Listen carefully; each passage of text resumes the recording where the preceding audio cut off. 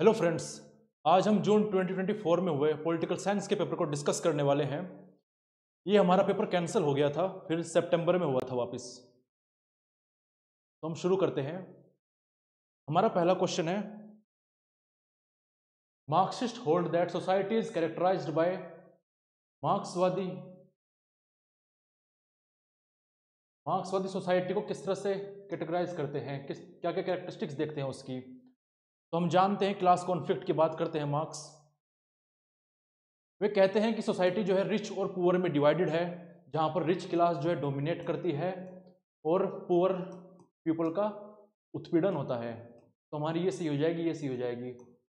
और इन दोनों क्लासेस में हमेशा कॉन्फ्लिक्ट रहेगा, वर्ग संघर्ष रहेगा, और इस कॉन्फ्लिक्ट को सुलझाया नहीं जा सकता। अगर आप ये सोच रहे हो कि कॉन्फ्लिक्ट को हम सुलझा देंगे, हारमोनी आ जाएगी, तो हारमोनी नहीं आएगी जब तक कि सिस्टम खुद रहेगा, पीस स्टैब्लिश नहीं होगी। तो पूछेगा क्या किया जा सकता है। तो उन्होंने बताया, मार्क्सिस्ट कहते हैं कि हमें सिस्टम को ही बदलना होगा, हमें कैपिटलिस्ट को हटाना पड़ेगा, सिस्टम को बदलना पड़ेगा और कम्युनिज्म को लाना होगा। तब जाकर इक्वालिटी आएगी, तब जाकर इकोनॉमिक इक्वालिटी आएगी और पुअर का उत्पीड़न नहीं होगा।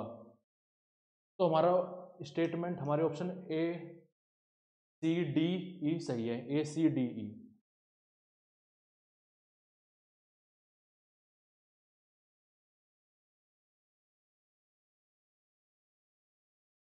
हमारे नेक्स्ट क्वेश्चन में कन्वेंशन के बारे में पूछा गया है, convention on the elimination of all forms of racial discrimination.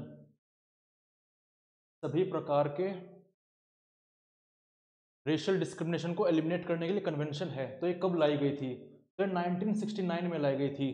जिस प्रकार से हम भारत में देखते हैं, जातिवाद है काफ़ी, लोअर कास्ट हायर कास्ट, काफ़ी भेदभाव भी हमें देखने को मिलता है। उसी प्रकार से वेस्टर्न कंट्रीज़ में, United states of America, UK में हमें देखने को मिलता है कि वहाँ पर रेशियल डिस्क्रिमिनेशन है काफ़ी ज़्यादा। वहाँ पर जैसे काला, गोरा, एशियन, अफ्रीकन, काफ़ी भेदभाव समझा जाता है इनमें। वहाँ पर ब्लैक्स के अगेंस्ट काफ़ी डिस्क्रिमिनेशन होता है और अमेरिकन सिविल राइट मूवमेंट भी हमें देखने को मिलती है वहाँ पर 1950s के बाद 70s तक, जिसके रिगार्डिंग हमने एक क्वेश्चन पहले भी डिस्कस किया है। तो 1969 में ये कन्वेंशन आती है, to eliminate all forms of racial discrimination. Next,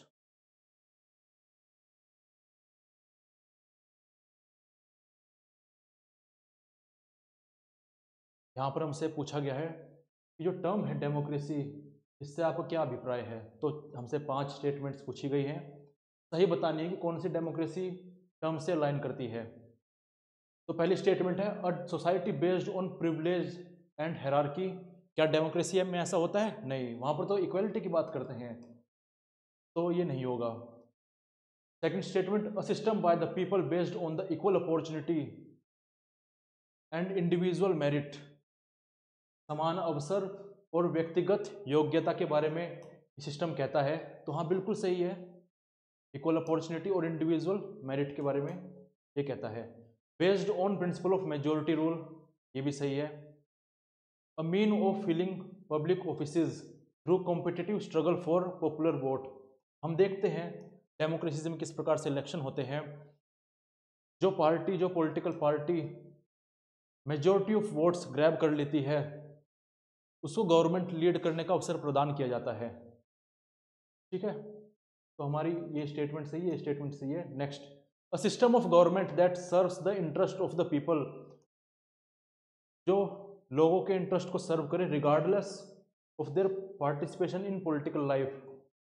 चाहे वे वोट दे या ना दे, या फिर किसी पॉलिटिकल इशू पर इन्वॉल्व हो या ना हो, तब भी जो गवर्नमेंट का सिस्टम होगा वो इंडिविजुअल, वो सभी लोगों के इंटरेस्ट की बात करेगा, इंटरेस्ट को सर्व करने पर फोकस करेगा।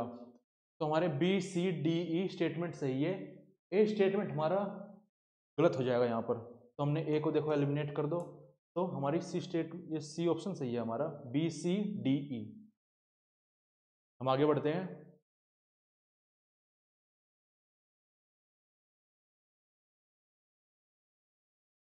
देखिए, जैसा आपको बताया गया था कि हमारी सीरीज ये बायलैंग्वेज रहने वाली है, तो हमारे जो क्वेश्चंस हैं दोनों लैंग्वेज में हैं, हिंदी में भी हैं और इंग्लिश में भी हैं। हमारा फोर्थ क्वेश्चन है, केनिची ओहेम ओहमे idea of borderless world is about, देखिए जो केनेची है वो 1990 में एक बुक लिखते हैं बॉर्डरलेस वर्ल्ड, जिसमें वो बताते हैं कि ग्लोबलाइजेशन के आ जाने से, वैश्वीकरण के हो जाने से जो नेशन स्टेट है वो कम रिलेवेंट हो जाएगा, ज़्यादा रिलेवेंट नहीं रहेगा, और जो बाउंड्रीज बना रखी है नेशंस ने, फिजिकल बाउंड्रीज जो बना रखी है उसकी भी ज़्यादा कोई रेलेवेंस रह नहीं जाएगी, वो एक प्रकार से बॉर्डरलेस हो जाएंगे। कैसे? जब ग्लोबलाइजेशन आने के बाद ग्लोबल इंस्टीट्यूशंस आ जाएंगे, जैसे हम देखते हैं वर्ल्ड ट्रेड ऑर्गेनाइजेशन है, यूनाइटेड नेशंस हैं, तो ट्रेड के रिगार्डिंग WTO जो है रूल्स रेगुलेशंस बनाता है, तो यहाँ पर स्टेट कहाँ गया, स्टेट के टैरिफ्स कहाँ गए, क्योंकि हम तो यहाँ पर फ्री ट्रेड की बात करते हैं। तो इस प्रकार से वो कहते हैं कि बॉर्डरलेस वर्ल्ड की तरफ हम जा रहे हैं, तो ये इनका आइडिया ग्लोबलाइजेशन और inter connectedness of the world से रिलेट करता है। तो A एंड C। हम आगे बढ़ते हैं।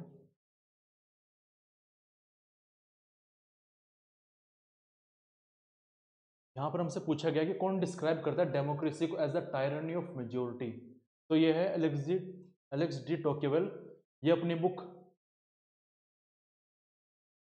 डेमोक्रेसी इन अमेरिका 1835 में ये कहते हैं कि जो डेमोक्रेसी होती है वो टायरनी होती है मेजोरिटी की। कैसे? हम देखते हैं डेमोक्रेसी में वैसे तो कहा जाता है कि सब समान है, सब इक्वालिटी है, सबकी बात सुनी जाएगी, लेकिन फिर भी ऐसा होता है कि मेजोरिटी की बात सुनी जाती है, और जब मेजोरिटी की बात सुनते हैं तो ऐसे में माइनॉरिटी को नेगलेक्ट कर देते हैं, और इसी नेगलेक्ट को एलेक्स डी टोकेवेल कहते हैं कि इसी नेगलेक्शन की वजह से माइनॉरिटी का उत्पीड़न होगा, उनको नेगलेक्ट कर दिया जाएगा और टायरनी ऑफ मेजोरिटी होगी। हम देखें अगर फ्रांस फैनोन की बात करें तो ये दो काफ़ी इंपॉर्टेंट बुक लिखते हैं, रेस्ड ऑन द अर्थ और ब्लैक स्किन वाइट मैन, जिसमें ये कॉलोनियलिज्म के अगेंस्ट बात करते हैं और वॉयलेंट स्ट्रगल की बात करते हैं।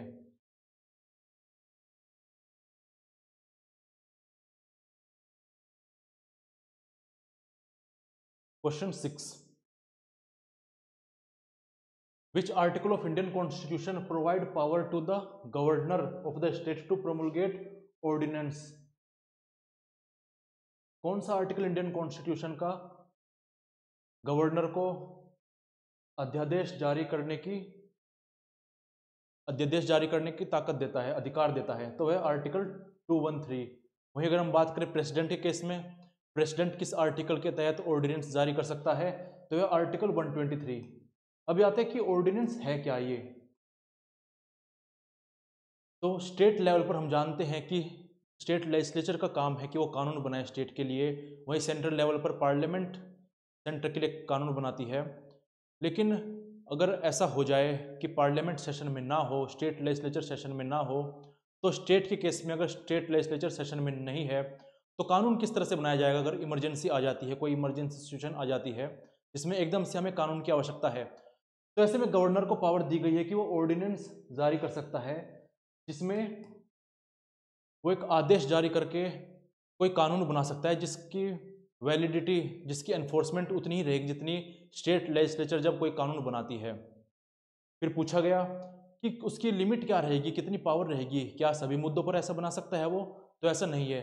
जिन मुद्दों पर स्टेट लेजिस्लेचर कानून बना सकती है उन्हीं मुद्दों पर गवर्नर ऑर्डिनेंस इशू कर सकता है। प्रेसिडेंट के लिए भी यही है, जिन इशू पर, जिन मैटर्स पर पार्लियामेंट कानून बना सकती है उन्हीं मैटर्स पर प्रेसिडेंट ऑर्डिनेंस इशू कर सकता है। ये प्रेसिडेंट के लिए है, ये गवर्नर के लिए है। हम आगे बढ़ते हैं।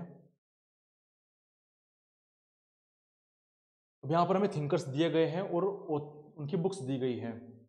मेनली सारी फेमिनिस्ट थिंकर्स हैं, उनकी बुक हैं, तो हम एक एक करके देख लेते हैं। तो सबसे पहले आती है कैट मिलेट, जिन्होंने सेक्सुअल पॉलिटिक्स लिखी थी। ये बात है 1970 की। साइमन डी बेवियर, इन्होंने सेकंड सेक्स लिखी थी 1949 में। जर्मन ग्रीर फीमेल यूनिच 1970 में लिखती हैं।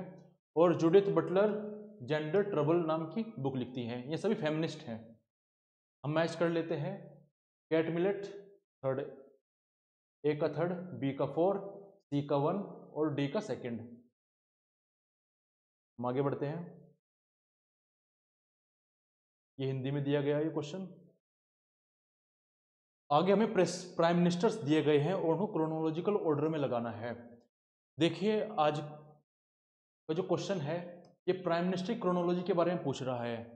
पहले हमसे स्पीकर के बारे में पूछा था, तो हम देख लेते हैं। यहाँ पर अटल बिहारी वाजपेयी दिए गए हैं, चंद्रशेखर दिए गए हैं, देवगौड़ा दिए गए हैं और विश्वनाथ प्रताप, पीवी नरसिम्हा राव। तो देखो इस क्वेश्चन को करने के दो तरीके हैं। या तो आपको थोड़े पैटर्न पता होने चाहिए कि कौन से समय में, एक थोड़ा क्ल्यू होना चाहिए, हिंट होना चाहिए कि अटल बिहारी वाजपेयी जी कब आए थे, पीवी नरसिम्हा राव कब आए थे जब एलपीजी की पॉलिसीज को लाया गया था, चंद्रशेखर कब आए थे, विश्वनाथ सिंह कब आए। थोड़ा पैटर्न पता होना चाहिए। या फिर दूसरा तरीका है आपको क्रोनोलॉजी पता होनी चाहिए। अगर आपको क्रोनोलॉजी पता है तो फिर तो कोई बात ही नहीं है, सारे क्वेश्चंस क्रोनोलॉजी से रिलेटेड प्राइम मिनिस्टर के अपना आप हो जाएंगे।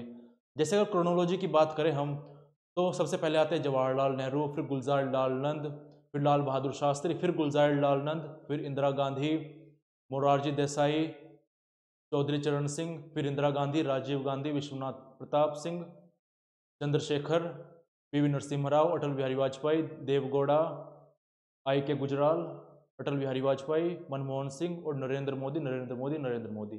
ठीक है, तो उसके अकॉर्डिंग अगर हम करें तो सबसे पहले हमारे आते हैं यहाँ पर विश्वनाथ प्रताप, फिर चंद्रशेखर, फिर पीवी नरसिम्हा राव, फिर अटल बिहारी वाजपेयी, फिर देवगौड़ा जी।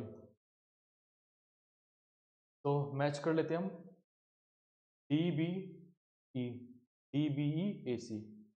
तो देखिए हमारा ये सही हो जाएगा।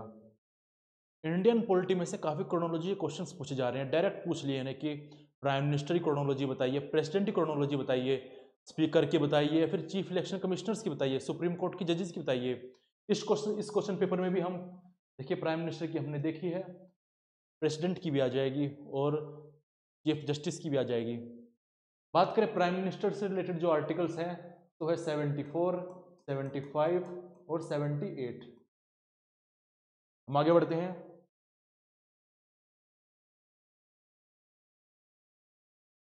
अब देखिए हमें एक तरफ तो प्राइम मिनिस्टर की लिस्ट दी गई है और दूसरी तरफ पूछा गया कि इनके आइडिया फिर स्लोगन बताइए। तो देख लेते हैं। तो सबसे पहले आते हैं लाल बहादुर शास्त्री। लाल बहादुर शास्त्री जय जवान जय किसान का नारा देते हैं 1965 में, जब इंडो पाक वॉर चल रहा था, भारत में अनाज की कमी थी और बॉर्डर पर युद्ध चल रहा था। तो ऐसे में लाल बहादुर शास्त्री जय जवान जय किसान का नारा देते हैं। इंदिरा गांधी 1971 के इलेक्शंस के दौरान गरीबी हटाओ का नारा देती हैं। विनोबा भावे 1951 के दौरान आज़ादी के बाद भूदान मूवमेंट चलाते हैं। भूदान क्या है, देखिए दो शब्दों से मिलकर बना है। भू मतलब लैंड और दान मतलब डोनेट करना। इन्होंने मूवमेंट चलाई, काफ़ी बड़ी मूवमेंट चलाई, जहाँ पर इन्होंने बड़े बड़े ज़मींदारों के पास जाते थे, लैंड लॉर्ड्स के पास जाते थे और कहते थे कि आप अपनी काफ़ी हद तक ज़मीनें या फिर कोई छोटा टुकड़ा समाज के कल्याण के लिए दान कर दीजिए। काफ़ी सक्सेसफुल भी रही, काफ़ी लोगों ने काफ़ी लैंड को डोनेट भी किया। तो 1971 की बात है। बात करें दीनदयाल उपाध्याय जी की, तो 1965 के आसपास ये दीनदयाल उपाध्याय जी इंटीग्रल ह्यूमनिज्म की विचारधारा को लाते हैं। तो मैच कर लेते हैं, ए का थर्ड, ए का थर्ड, तो हमारा ये सही हो जाएगा। बी का 1 ठीक है, सी का सेकंड, डी का 4th। हम आगे बढ़ते हैं। ये हिंदी अनुवाद दिया गया है इसका। अब यहाँ पर हमसे कुछ केसेस को पूछ लिया गया है और कुछ केसेस को पूछ लिया गया है, क्रोनोलॉजिकल ऑर्डर में लगाना है। बार बार क्रोनोलॉजी के ही क्वेश्चंस आ रहे हैं। अब ये देखा जा रहा है, ये ट्रेंड देखा जा रहा है कि कॉन्सेप्ट से कम पूछे जा रहे हैं, सीधा फैक्ट पूछ ली जा रहे हैं। जैसे एसआर बोमोई केस को देख ले हम, तो 1994 की बात है। मिनरवा मिल केस की बात देखें तो 1980 की बात है। इंदिरा साहनी केस की बात देखें तो 1992 की बात है। Golaknath versus state of Punjab, ये 1967 की बात है। Historic Kesavananda Bharati versus state of Kerala case 1973 की बात है। अब हम इनको क्रोनोलॉजिकली अरेंज कर लेते हैं। तो सबसे पहले आते हैं गोलकनाथ केस, डी पहले आते हैं। तो देखो एक ही ऑप्शन है इसमें, पहले डी दिया गया है, फिर ई केशवानंद भारती केस, फिर बी और फिर इंदिरा साहनी, फिर आर एस बमोई केस। अब हम देख लेते हैं कि ये कहते क्या थे केस, क्या जजमेंट निकल कर आई, सुप्रीम कोर्ट ने क्या कहा और ये क्यों इतनी इंपॉर्टेंट हो जाती हैं हमारे लिए। तो देख लेते हैं हम एक एक करके। तो सबसे पहले हम बात करते हैं Golaknath versus state of Punjab की। ये 1967 की बात है, जब सुप्रीम कोर्ट कहते हैं कि पार्लियामेंट फंडामेंटल राइट्स को अमेंड नहीं कर सकती आर्टिकल 368 के तहत। उसके बाद आते हैं केशवानंद भारती केस 1973 में, जिसमें supreme court doctrine of basic structure देते हैं और कहते हैं कि ठीक है पार्लियामेंट अमेंड कर सकती है कोई सा भी पार्ट इंडियन कॉन्स्टिट्यूशन का, लेकिन वो बेसिक स्ट्रक्चर को अमेंड नहीं कर सकती। बेसिक स्ट्रक्चर क्या है? बेसिक स्ट्रक्चर ये वो वैल्यूज हैं जिनका जिक्र हमें प्रियम्बल में देखने को मिलता है। 13 जजेस की बेंच बैठी थी, 7-6 के रेशियो से इसको जजमेंट को दे दिया गया था। बेसिक स्ट्रक्चर डॉक्ट्राइन को दिया गया था। बेसिक स्ट्रक्चर क्या है? जो वैल्यूज प्रियम्बल में मेंशन्ड है, socialist, secular, democratic, Republic, justice, social, economic and political, liberty of thoughts, expression, belief, faith and worship, equality of status end of opportunity, fraternity, integrity, ये सारी चीज़ों को नहीं बदला जा सकता। ये थी केशवानंद भारती केस की बात। फिर आते हैं मिनर्वा मिल केस, ये 1980 की बात है। इसमें फंडामेंटल राइट्स और डीपीएसपी को थोड़ा मैनेज करने की, बैलेंस करने की कोशिश की गई और इसमें भी बेसिक स्ट्रक्चर की बात की गई। ये है 1980। फिर आते हैं इंदिरा साहनी केस, ये है 1992।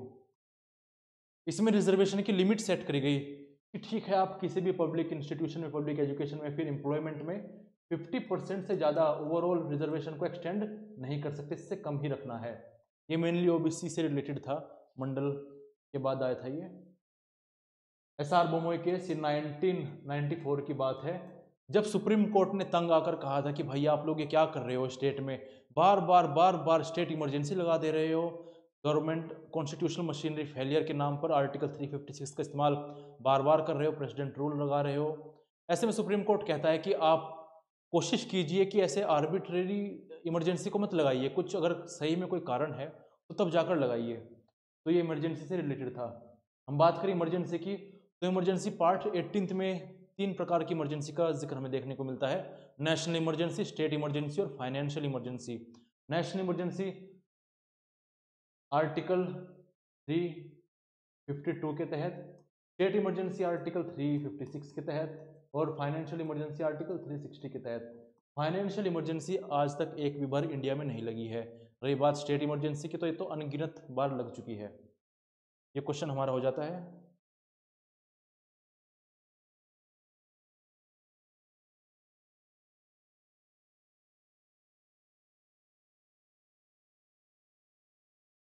यहाँ पर फिर से हमसे क्रोनोलॉजिकल ऑर्डर पूछ लिया गया है, किस बात का? कि आर्टिकल 3 के तहत पार्लियामेंट ने जो लॉ बनाए हैं उनको क्रोनोलॉजिकल ऑर्डर में अरेंज कीजिए। Andhra Pradesh State Act, Jammu Kashmir Reorganisation Act. तो आंध्र प्रदेश एक्ट 1953 में लाया गया था। जम्मू कश्मीर रीऑर्गेनाइजेशन एक्ट 2019 की बात है ये, जब आर्टिकल 370 को हटाया गया था। स्टेट रीऑर्गेनाइजेशन एक्ट 1956 की बात है। बॉम्बे रीऑर्गेनाइजेशन एक्ट ये 1960 की बात है। State of Arunachal Pradesh act 1987 की बात है। तो सबसे पहले आता है ए, फिर सी 56 में, फिर 60 में आते हैं ये डी ऑप्शन, उसके बाद 87 फोर्थ और जम्मू कश्मीर का फिफ्थ। देख लेते हैं ए सी देखिए यहाँ से एक ही ऑप्शन है जिसमें पहले ए दिया गया है। हम आगे बढ़ते हैं।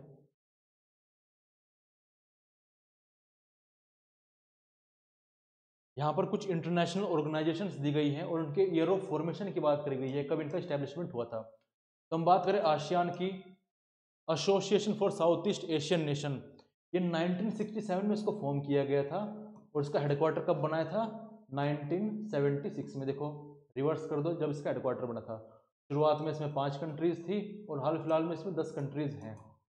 तो ये 1967। इंडिया की जो लुक ईस्ट पॉलिसी है, एक्ट ईस्ट पॉलिसी है, वो आसियान कंट्रीज को ही टारगेट करने के लिए है, इनसे ज़्यादा कोलैबोरेशन बढ़ाने के लिए है। यूरोपियन यूनियन की बात करें तो 1993 की बात है, मैस्ट्रिच ट्रीटी के तहत इसको बनाया गया था। कल हमसे क्वेश्चन पूछा गया था कि क्या यूरोपियन यूनियन एक सिक्योरिटी ऑर्गेनाइजेशन है, तो नहीं। अफ्रीकन यूनियन, ये 2002 में इसको लाया गया था, और यूरेशियन इकोनॉमिक कम्युनिटी, ये 2000 में इसको इस्टेब्लिश किया गया था।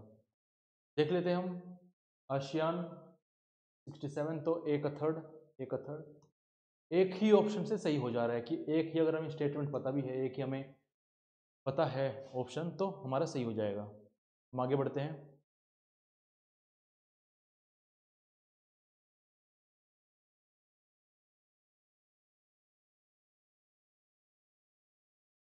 ये क्वेश्चन बार बार घुमा फिरा कर एक ही क्वेश्चन पूछा जा रहा है। हर एक पेपर में हमने देख लिया कि बार बार ये पॉलिटिकल पार्टीज नाम की बुक का जिक्र आ रहा है, बार बार रॉबर्ट माइकल्स का जिक्र आ रहा है। तो ये पूछी गई है कि book political parties a sociological study of the oligarchical tendencies of the modern democracy किसके द्वारा लिखी गई। तो ये थे विश्व प्रसिद्ध रॉबर्ट माइकल। 1911 में ये बुक लिखते हैं, जिसमें आयरन लॉ ऑफ ओलिगार्की का कॉन्सेप्ट देते हैं, बताते हैं, और कहते हैं आयरन लॉ ऑफ ओलिगार्की कुलीन तंत्र का लौह नियम, जिसमें कहते हैं कि फर्क नहीं पड़ता कि कोई भी ऑर्गेनाइजेशन शुरुआत में कैसी होती है, किस प्रकार से शुरू करती है, डेमोक्रेटिक होती है, एगैलिटेरियन होती है, फर्क नहीं पड़ता। इवेंचुअली समय बीतने के साथ उसमें ओलिगार्किक टेंडेंसीज डेवलप हो जाएंगी, और सत्ता जो है, पावर जो है, कुछ ही लोगों के हाथ में सिकुड़ कर रह जाएगी। जैसे काफ़ी सिंपल एग्जांपल मैं आपको देता हूँ। कोई भी अगर पॉलिटिकल पार्टी फॉर्म होती है, तो सब शुरू शुरू में अच्छी अच्छी बातें करते हैं कि सब ये बातें सुनी जाएंगी ना, डेमोक्रेसी होगी हमारी पार्टी में। लेकिन धीरे धीरे हमें देखने को मिलता है कि कुछ ही लोग उभर कर आते हैं और पार्टी को लीड करने लगते हैं। कुछ ही लोग होते हैं फिर जो पार्टी को लीड करने लगते हैं, मतलब सारी जो पावर है कुछ ही लोगों के हाथों में सेंटर होकर रह गई है।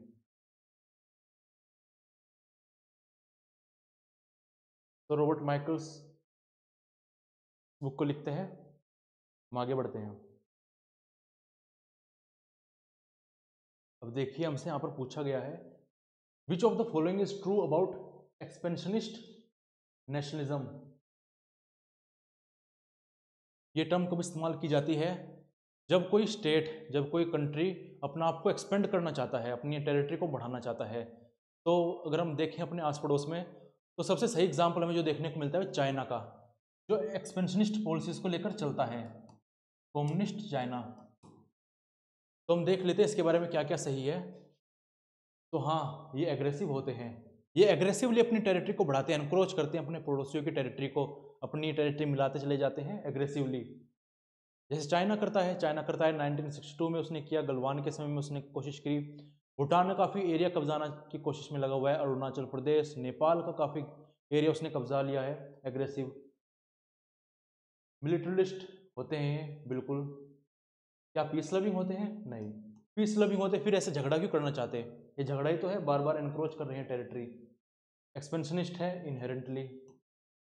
टॉलरेंट है? नहीं, टॉलरेंट तो बिल्कुल भी नहीं है।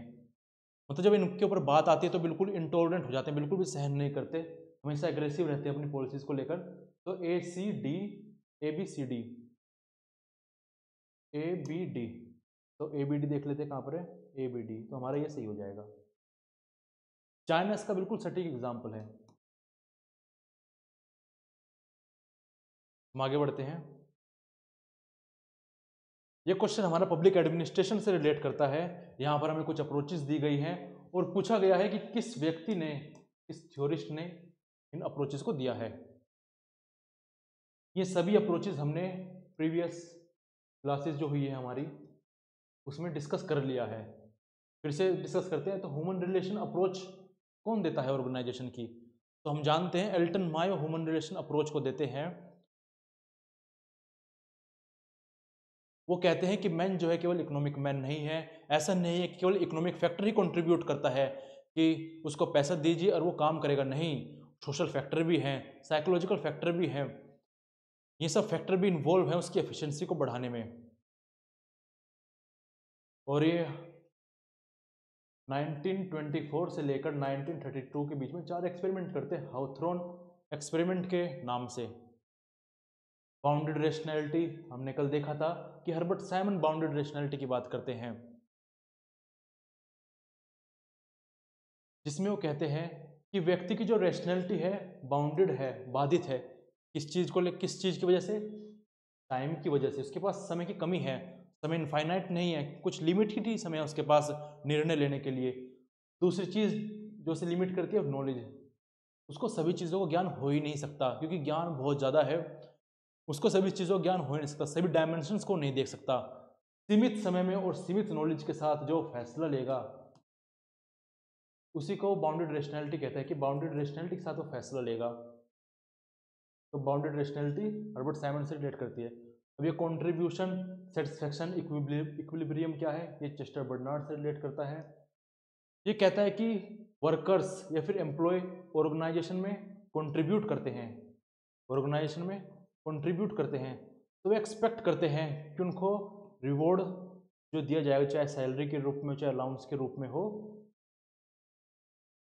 वो इसके बराबर ही लगभग दिया जाएगा।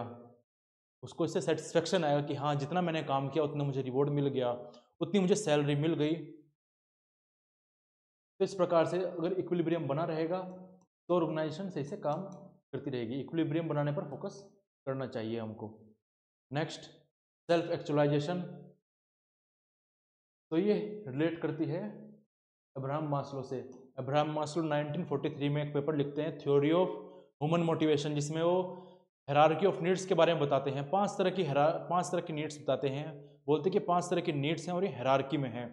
कोई भी इंसान इनको हायरार्की में अचीव करता है। वो कैसे? कहते हैं 5 नीड हैं, physiological, physical, social, self esteem और सेल्फ एक्चुअलाइजेशन।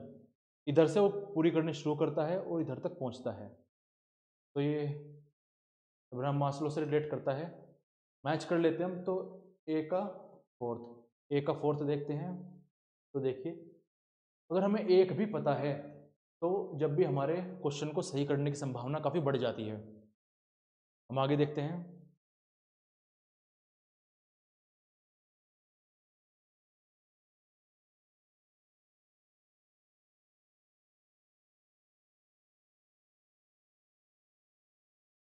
ये थोड़ा टफ क्वेश्चन हो जाता है। यहाँ पर पूछा गया है कि शेड्यूल्ड ट्राइब की सीट्स लोकसभा में किस तरह से अलॉट की गई है स्टेट्स को। ये जो स्टेट्स दिए गए हैं, तो अब इनमें हमें बताना है किस प्रकार से अलॉट की गई है।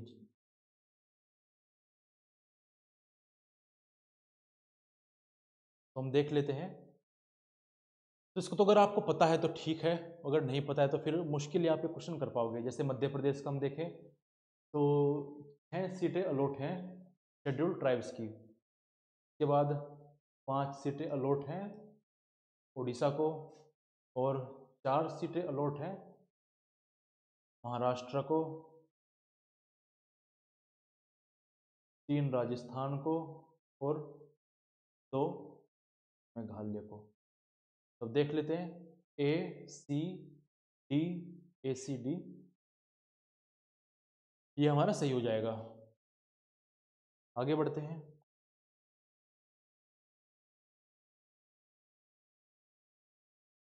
फिर से प्योरली फैक्चुअल क्वेश्चन है। Which league society was formed in 1787 in Britain to oppose the slave trade. Slave trade को अबॉलिश करने के लिए कौन सी लीग, कौन सी सोसाइटी बनाई गई थी 1787 में? तो थी अबोलिशन सोसाइटी। सीधा फैक्ट है, कोई इसमें वो नहीं है कि लॉजिक लगाया जाएगा।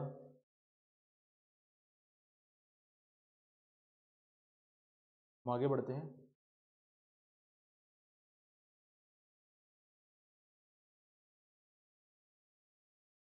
अब देखिए, हमसे एक बुक पूछी गई है, बताना है कि इसके ऑथर कौन थे। Who wrote the book the Indian war of independence of 1857? तो हम जानते हैं वीडी सावरकर ने लिखी थी 1909 में। बात करें वीडी सावरकर की, तो वीडी सावरकर अभिनव भारत को फाउंड करते हैं 1904 में अपने भाई गणेश दामोदर सावरकर के 7। 1922 में द आइडियोलॉजी ऑफ हिंदुत्व लिखते हैं, तो ये हमारा सी हो जाएगा। बात करें स्वामी विवेकानंद की, तो स्वामी विवेकानंद का जन्म 12 जनवरी 1863 में हुआ था। 12 जनवरी को हम नेशनल यूथ डे के रूप में मनाते हैं। 1893 में शिकागो में इन्होंने स्पीच दी थी। कर्म योग, जनन योग इनकी कृतियों का नाम है। मनमोहन सिंह की जी मृत्यु अभी कुछ ही दिन पहले हुई है। बाल गंगाधर तिलक 2 पत्रिका लिखते हैं, केसरी मराठी में, मराठा इंग्लिश में। गणेश फेस्टिवल 1893 में और शिवाजी फेस्टिवल 1895 में ऑर्गेनाइज कराते हैं। तो इसका आंसर हो गया बी डी सावरकर। अब हम आगे बढ़ते हैं।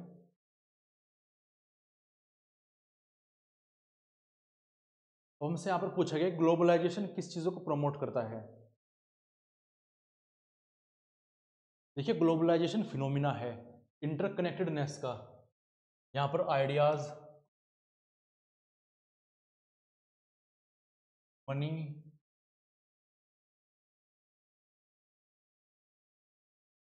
कल्चर, इन सभी चीज़ों का इंटरेक्शन होता है वैश्विक स्तर पर, तो उसे ग्लोबलाइजेशन कहा जा सकता है। तो ग्लोबलाइजेशन किस किस चीज़ों को प्रमोट करता है? हम जानते हैं मार्केट इकोनॉमी को प्रमोट करता है, कैपिटल के फ्लो को प्रमोट करता है,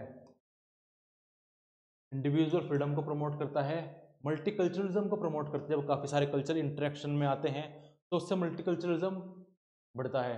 आगे, क्या इक्वल डिस्ट्रीब्यूशन ऑफ वेल्थ पर ध्यान देता है? नहीं। कैसे इक्वल डिस्ट्रीब्यूशन ऑफ वेल्थ होगी? यहाँ पर तो कंसंट्रेशन ऑफ वेल्थ हो जाती है कुछ लोगों के हाथ में, कुछ कंट्रीज के हाथ में, कुछ कंपनीज के पास, तो ये नहीं होगा। तो इसको हटा देते हैं डी को,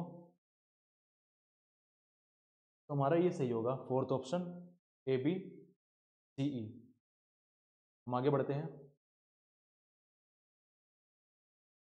अब देखिए यहाँ पर पूछा गया है कि कौन से साल में डॉक्टर श्यामा प्रसाद मुखर्जी का देहांत हुआ था? कहाँ पर? कश्मीर में। तो ये बात है 1953 की। प्योरली फैक्चुअल क्वेश्चन, जनसंख्या आइडियोलॉजी से रिलेट करते थे। इनके साथ दीनदयाल उपाध्याय जी का भी नाम काफ़ी बार आता है। बीजेपी के आइडियल हैं ये। आगे बढ़ते हैं। अब देखिए फिर से क्रोनोलॉजी हमसे पूछी जा रही है। पूछा गया है कि arrange the following commissions and council as per their establishment in the chronological order. तो देख लेते हैं। Goods and services tax council, ये 2016 की बात है। National commission for women 1992, national commission for minorities 1993, national commission for protection of child right 2007, national formation of NITI Aayog 2015 की बात है ये। तो हम देख लेते हैं। सबसे पहले बी होगा, फिर सी होगा, तो बी सी में दे रखा है, डी ई, ठीक है। नीति आयोग की बात करें तो ये एग्जीक्यूटिव ऑर्डर के तहत लाई गई थी। इसका मोटो है सबका साथ, सबका विकास, सबका विश्वास। हम आगे बढ़ते हैं।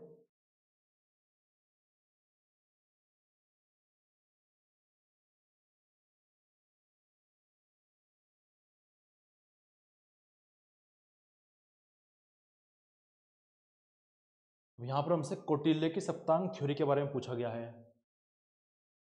बोला गया कि एलिमेंट ऑफ स्टेट कौन सा नहीं है? किंग है, स्वामी जिसे बोलते हैं, counsellors, ministers and other higher officials, अमात्य, ये भी है। टेरिटरी एंड पॉपुलेशन भी है, जनपद, फोर्टिफाइड टाउन्स, ट्रेजरी और अलाइज, मित्र, कोश और दुर्ग भी है। क्या शत्रु है? नहीं। सप्तांग थ्योरी में शत्रु का जिक्र नहीं है। देखिए 4 तो हमारी ही होगी, 1 2 3 4 5 6, दंड, आर्मी भी है 7, तो 7 एलिमेंट्स हैं स्टेट के, तो कौन सा नहीं है? ई नहीं है, तो ई को एलिमिनेट कर दिया जाए, तो ए बी सी डी हमारा ऑप्शन हो जाएगा। कौटिल्य की बात करें, कौटिल्य मंडल सिद्धांत देते हैं, सप्तांग थ्योरी देते हैं, 7 elements of state.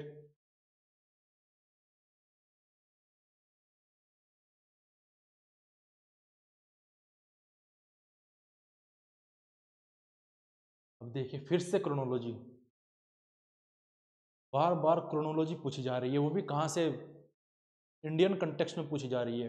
Indian polity context में, इंडिया में जो प्रोसेस हो रहे हैं, जो इंस्टीट्यूशंस हैं। तो देखिए रिवर वाटर डिस्प्यूट्स को सॉल्व करने के लिए जो ट्रिब्यूनल्स बनाए गए हैं, क्रोनोलॉजिकल ऑर्डर में लगाइए। तो देख लेते हैं, गोदावरी वाटर डिस्प्यूट ट्रिब्यूनल 1969 की बात है। Ravi and Beas water dispute tribunal, ये 1986 की बात है। कावेरी वाटर डिस्प्यूट ट्रिब्यूनल 1990 की बात है। महादाई वाटर डिस्प्यूट ट्रिब्यूनल, ये 2010 की बात है। और महानदी वाटर डिस्प्यूट ट्रिब्यूनल, ये 2018 की बात है।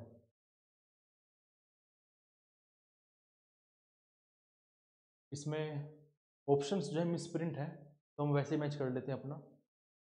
गोदावरी सबसे पहले आएगी, रवि 86, कावेरी 90, महादाई 2010, महानदी 2018। तो इस तरह से आप देख लीजिए ईयर के अकॉर्डिंग, ऑप्शन थोड़ा मिसप्रिंट है यहाँ पर।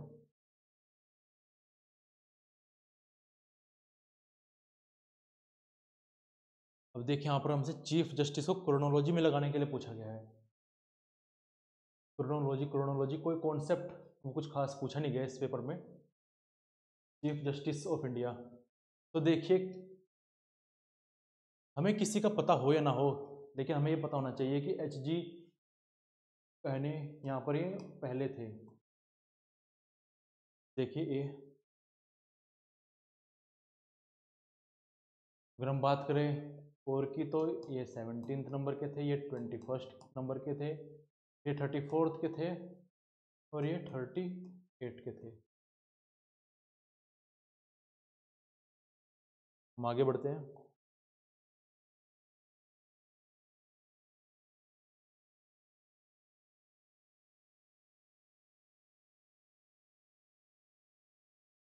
Arrange the following number of seats allotted to the state in Lok Sabha in descending order. Descending order में लगाना है, मतलब इनमें से सबसे ज़्यादा किसके पास है वो सबसे पहले आएगा। तो देख लेते हैं। तो महाराष्ट्र के पास 48 है, वेस्ट बंगाल के पास 42 है, बिहार के पास 40 है, कर्नाटक के पास 28 है, उड़ीसा के पास 21 है। तो ये तो ABCDE, ये तो सीधा हो जाएगा। हम आगे देख लेते हैं।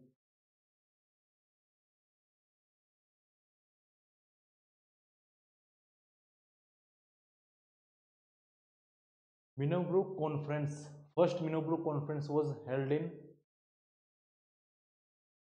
तो 1968 में पहली मिनोब्रुक कॉन्फ्रेंस हुई थी, जिसको ड्वाइट वाल्डो हेड करते हैं।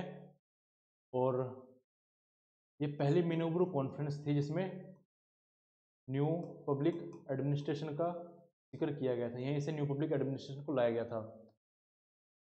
व्हाइट वाल्डो उस समय बुक लिखते हैं, public administration the times of turbulence. और इनके साथ एक और व्यक्ति थे, फ्रैंक मैरिनी, जो 1971 में एक बुक लिखते हैं, towards new public administration the Minnowbrook prospective. बात करें मिनोब्रू कॉन्फ्रेंसेस की, तो अभी तक केवल 3 मिनोब्रू कॉन्फ्रेंस ऑर्गेनाइज हुई हैं। पहली 1968 में व्हाइट वाल्डो के अंडर में, दूसरी फ्रेडरिक्सन के अंडर में 1988 में, और तीसरी 2008 में रोजमेरी ओलेरी के अध्यक्षता में। आगे बढ़ते हैं हम।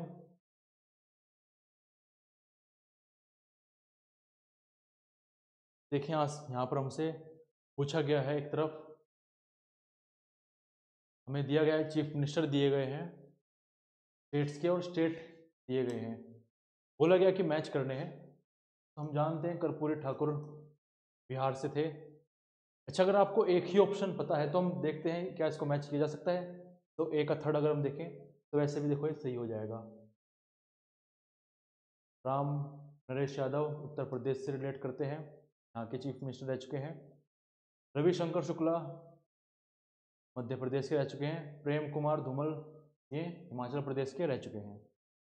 आगे बढ़ते हैं हम।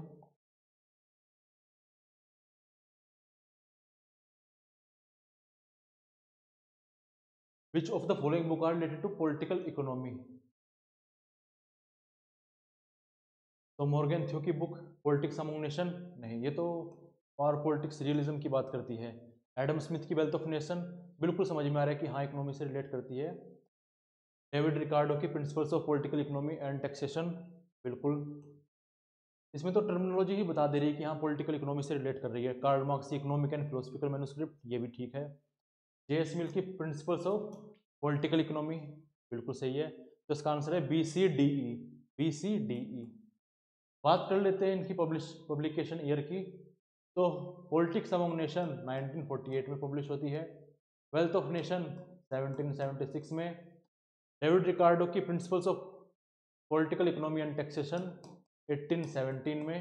कार्ल मार्क्स की इकोनॉमिक एंड फिलोसफिकल मैन्युस्क्रिप्ट 1844 में।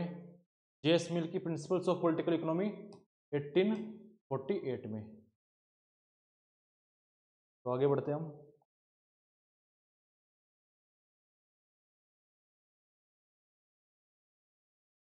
काफी सीधे सीधे क्वेश्चन हमसे पूछे जा रहे हैं। Which of the following are related to liberalism? Liberalism की आइडियोलॉजी से क्या क्या चीजें रिलेट करती हैं? हम स्टेटमेंट पढ़ेंगे और स्टेटमेंट पढ़ने के साथ ही हमें समझ में आ जाएगी कौन स्टेटमेंट रिलेट करती है कौन सी नहीं। तो आइडियोलॉजी ऑफ इंडस्ट्रियलाइज्ड वेस्ट, बिल्कुल। Free market society, capitalism. Advocated virtue of laissez faire, laissez faire मतलब स्टेट का कम से कम इंटरवेंशन, हाँ बिल्कुल। लिबरलिज्म तो कहते हैं कि स्टेट को कम से कम इंटरवीन करना चाहिए, लोगों को लिबर्टी देनी चाहिए, तो ये भी सही हो जाएगा हमारा। Reflects the aspirations of rising industrial powers, बिल्कुल सही है।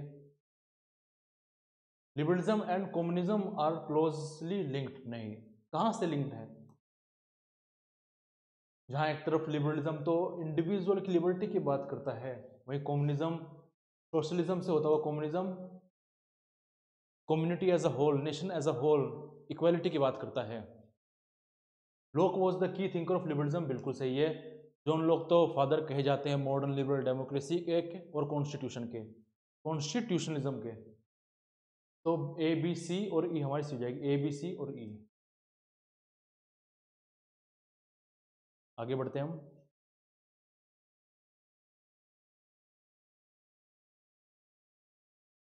अब देखिए फिर से क्रोनोलॉजी, क्या पेपर ही क्या बना दिया, क्रोनोलॉजी क्रोनोलॉजी। तो देख लेते हैं। सूरत स्प्लिट 1907 में। All India trade union Congress 1920 में। Setting up of Shri Narayan धर्म परिपालन योजना 1903 में। और Indian trade union federation form 1947 में। Indian national trade union Congress formed, ये भी 1947 में। तो सबसे पहले 1903 की है तो सी देख लेते हैं। एक ही ऑप्शन से हमारा सी हो जाएगा। नेक्स्ट क्वेश्चन हम देखते हैं।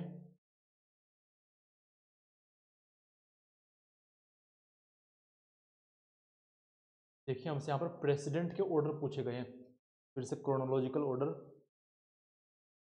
हालांकि ये काफ़ी आसान है लेकिन हमें समझ में आ रहा है कि किस तरफ यूजीसी हमको लेकर जा रही है, किस तरह से एग्जामिनर क्रोनोलॉजिकल बेस ही क्वेश्चन ज़्यादातर पूछ रहे हैं। कॉन्सेप्चुअल तो जैसे चले ही गए। तो हम जानते हैं कि राधाकृष्णन सेकंड प्रेसिडेंट थे, जाकिर हुसैन थर्ड थे, तो राजेंद्र प्रसाद नहीं दिए गए, सबसे पहले यही आएंगे। तो देख लेते ए ऑप्शन किस में है, ए। तो देखिए इससे ही हमारा ऑप्शन सी हो जाएगा, A B C D E. Radhakrishnan, Zakir Hussain, Sanjiva Reddy, Venkataraman और शंकर दयाल शर्मा। आगे बढ़ते हैं हम।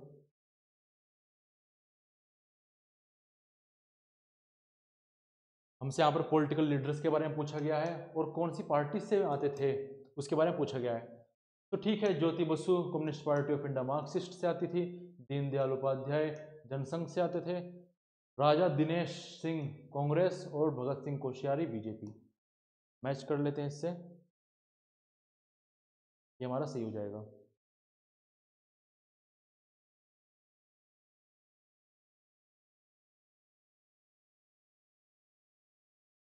Uniform civil code is the part of, वो फंडामेंटल और directive principles of state policy का पार्ट है। हम बात कर लेते हैं प्रियम्बल की।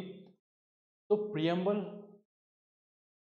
ऑब्जेक्टिव रेजोल्यूशन के नाम से 13 दिसंबर 1946 में नेहरू जी के द्वारा मूव किया गया था और 22 जनवरी 1947 में इसको अडॉप्ट कर लिया गया था, पास हो गया था ये।